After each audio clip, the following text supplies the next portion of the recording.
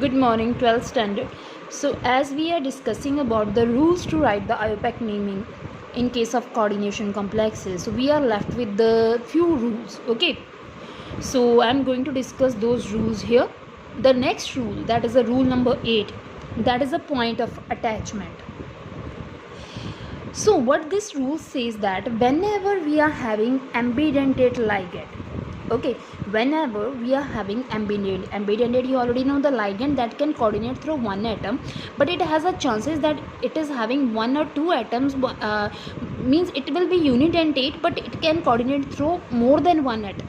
Okay, we will discuss the example. So different name could be used based on its point of attachment. First one is NO2 negative. It is, we will, if it is from N side, we will say nitrite to N. If O is written in front, then we will say nitrite to O. Okay, next one is SCN. So S is in front, so that's why it will be thiocyanate. It is already clear, if thio word is used, that means it is coordinated with the sulfur. If N is used, that means isothiocyanate. So there are few examples more, so you can use those specific examples to justify that in case of the ligands, wherever we are having ambidentate, we could prefer, in not in all cases, but in some cases you can prefer the point of attachment. Okay, the next rule, naming geometrical isomers. Okay, now this is what geometrical isomers, the word cis or trans, you already know. The word cis or trans is used to specify the arrangement of the ligand. Cis is used for adjacent position, trans is used for opposite position. Okay, when the ligands are present on same side, that will be cis. When they are present in 180 to each other, that will be the trans. You have learned, okay, in the level standard. So based on that, suppose a example is given to you, platinum to ammonia to chloride. This is the complex coordination complex that is given. This is a square planar complex. Okay, as this is a square planar complex, you already know two ligands are there which are neutral, two ligands are there, those are having -1 charge. Each ligand is having -1. So whenever you will calculate the oxidation state for the platinum, it will be +2. Okay, now as this complex is neutral, is having no outer charge, so the name of the metal will be written as such. But what is the difference here? I am writing for, first of all, this is written as amine, this is written as chloride. Okay, now amine A is first, it is present 2 times, so I have written diamine, dichlorido. But what is the difference here? I am mentioning what here? Cis hyphen diamine dichlorido platinum. Okay, then the row in the Roman, the oxidation state. Okay, so now the word concept here, what we are specifying here, that as the reason to write cis is there, that these two ligands are present adjacent to each other, and these are also present adjacent to each other. So this is the naming of the geometrical isomers. Okay, the next rule which we are going to discuss. Okay, the next rule is the naming optical isomers. First of all, before we will discuss the how we will name the optical isomer, you already know that this we have learned in the 11th standard also, but I am going to discuss again. You already know that whenever a beam of plane polarized light is passed from any optically active substance, okay, it will rotate the light either toward the left or toward the right. Okay, either it will rotate the light toward the left or right. So based on the rotation, we usually say that if the light is rotated toward the right, we will say that is a dextro-rotatory. Okay, if that is rotated toward the left, then we will say it is labio-rotatory. So based on the rotation, we usually prefer D for positive. Positive means that will be rotated toward which side?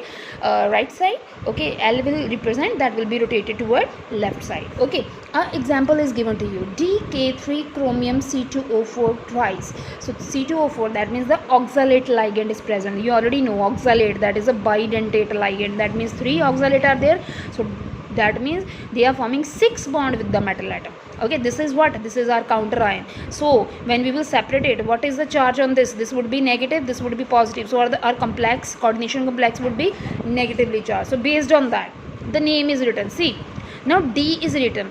How I will represent the dextro in the name? See the difference. First of all, the name of the counter ion, then what is written? Positive, then name of the ligand, it is present 3 times, so again it is negatively charged, so trioxalato. Next one, chromate. Why name end with 8? Because our complex is also negatively charged, then its oxidation state, you already know.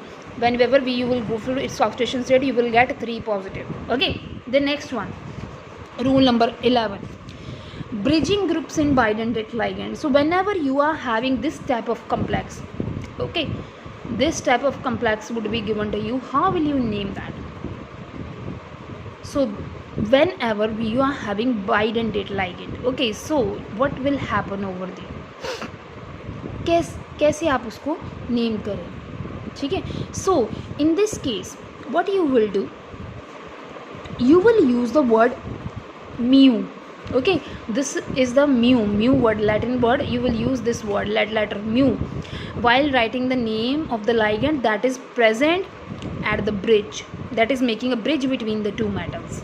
Okay, now so whenever we will do the naming of this compound, what will be there? This will be what is there. First of all, you will calculate the oxidation state. Okay, whenever you will calculate the oxidation state of the compound, so accordingly you will get 3 for each cobalt. Okay, you can go for the calculation. Okay, NH2, that is 1 negative, then NO2, that will be -1, this will be -2, -2, -1. So overall the charge you will get, that will be +3 for each one. Okay, so when you will go, so how will you do the naming? The main point is there, that how will you use a bridge ligand over here. So what is there? You can see over here that ammonia is present 4 times. So first of all, we will name this part, okay, this part, then we will name this part. Okay, then we will go for this part. So again, सबसे पहले you will write the name of the ligands. Okay, now tetraamine, this ligand.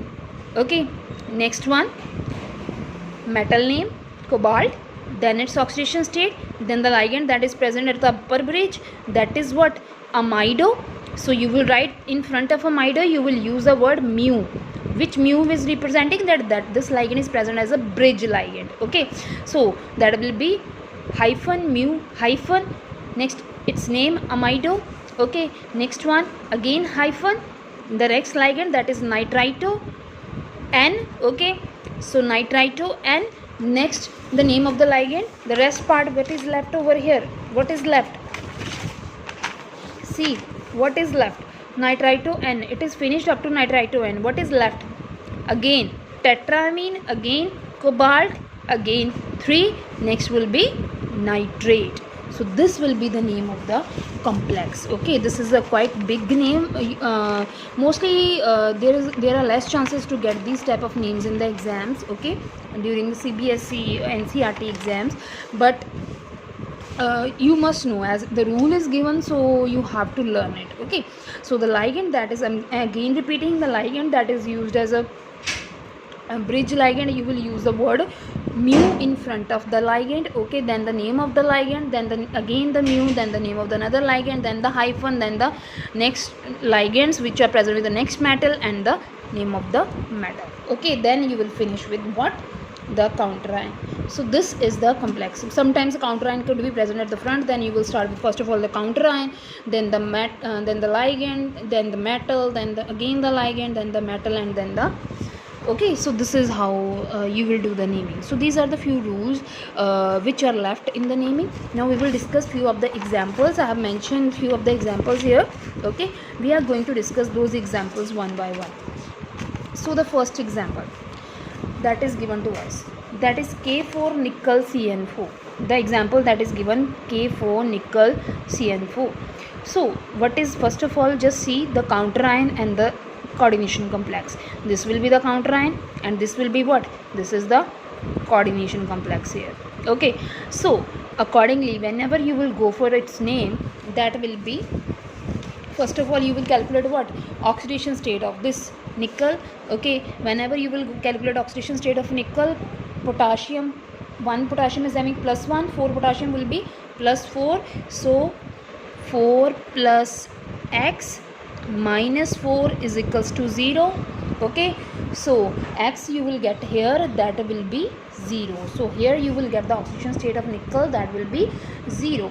So based on that, the name of the ligand will be, see the name of the whole complex I am going to write. First of all the counter ion, that will be potassium. Okay, potassium, next little bit space. And one thing more, when you have started with the first letter capital, afterwards you will not use any of the capital letter.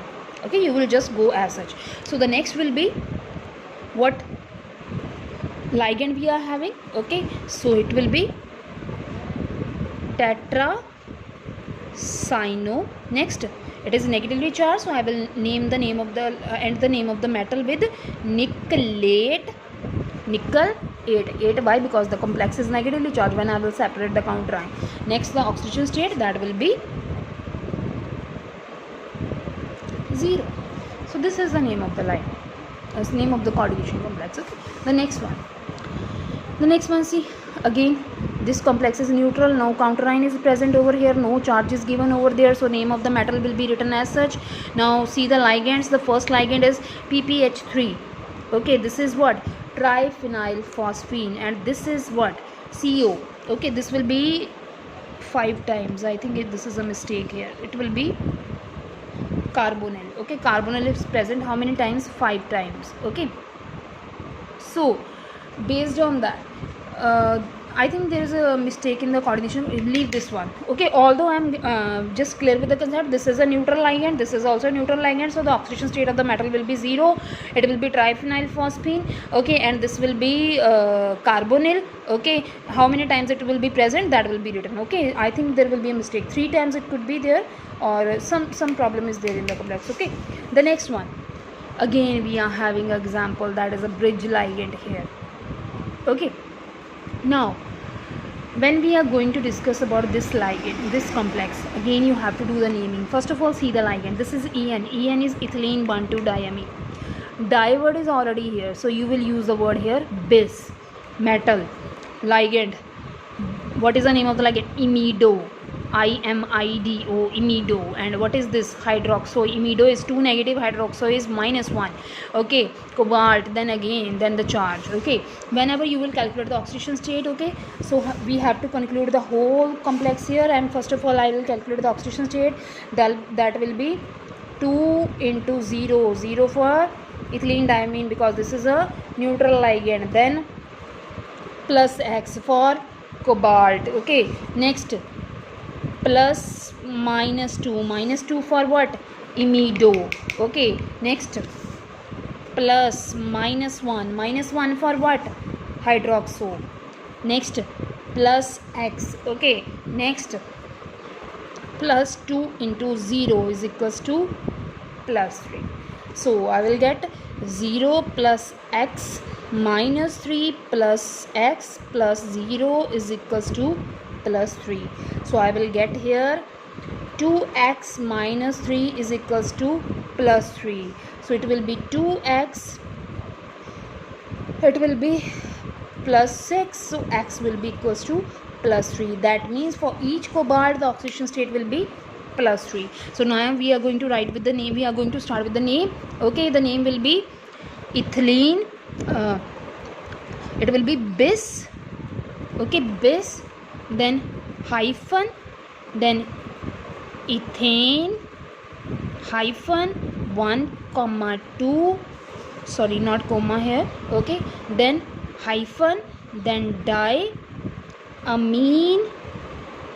Okay, next what will be there? Name of the metal, it will be bracket will be closed because this is 2 times. Next cobalt. Next what? Its oxidation state, that will be 3. Next what? Hyphen. Next mu. Next name of the ligand, that is imido.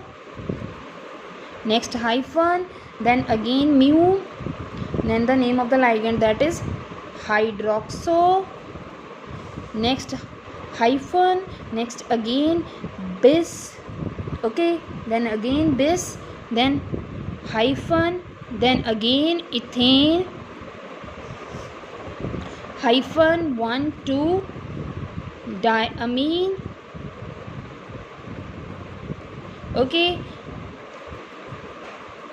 cobalt again. Okay, next 3. So this will be the name of the ligand. First the name of this ligand, then this one, then this one. Okay, that means in this case, first of all, you will see the ligands which are attached with the metal atom, then you will proceed for the bridge ligand. Okay, hope so it would be clear to you. So the next names which are given over here, next one, it will be very easy. K2 zinc OH4. OH4 is what? Hydroxo. It will be hydroxo. How many times it is present? 4 times. So I will use the word tetrahydroxo. Negative hai, so the name of the metal will be zincate. It will be potassium. Whenever you will calculate the oxidation state, it will be 1 potassium is having +1, 2 will be have 2 plus C, 2 plus X plus -4 is equals to 0. So X you will get, that will be equals to +2. So based on that, the name of the complex will be potassium. Okay, next will be tetrahydroxo zincate 2. So hope so it will be clear to you. It's very easy. Next one, see, lithium +1 metal and hydride. Here you will see, मैंने ये चीज़ आपको बताई है, H will act as a negative ligand. 1 H is having -1, 4 are having -4. So whenever you will calculate the oxidation state, it will be +1 plus X -4 is equals to 0. So X you will get, that will be +3 here. Okay, so again it will be lithium. Next, tetrahydrido. Hydride होता है, अब O हटा दिया, E हटा दिया, hydrido. Latin name of the metal will be use here, aluminate what 3. Okay, next one, it's very easy. Okay, it's very easy, no oxidation state, nothing here, because this is a neutral ligand, carbonyl. So it will be डोडेको होता है, ठीक है. सो 12 को हम बोलते हैं डोडेको. सो डोडेको carbonyl. Manganese is present 3 times. Try manganese. Simple. No oxidation state, because here it will be 0. Next one, DMG. DMG is having a 1 DMG is having -1 charge. Okay, DMG full name is dimethyl glyoxine. Okay, dimethyl glyoxine. So based on that, DMG is a bidentate ligand. Bidentate ligand. So accordingly, here the name of the complex will be bis, because di is already there. Bis dimethyl glyoxine. Okay, nickel, because no charge is there, 4. Okay, so these are the few examples of the naming. So please, hope so it should be clear to you. Whenever you will do the naming, keep the rules in your mind and see the ligands, see the metal, and see the oxidation state, and even the charge on the complex. Then only you will do the correct naming. While starting the naming, use a capital letter, then no capital letter should be used. Okay, afterwards no space should be there in the name, and proper ligand should be used, that proper name of the ligand should be used, that if it is negative, then it will be end with the O. If it is a positive, then it will be end with the IUM. Other, if it's neutral, so its name should be used as such. And while naming the name of the metal, if the complex is negatively charged, it will end with the word 8 ATE, or otherwise if the complex is neutral, or the another option we are having, that it will be positive, then it is named as such. Hope so it should be clear to you. Thank you for your cooperation.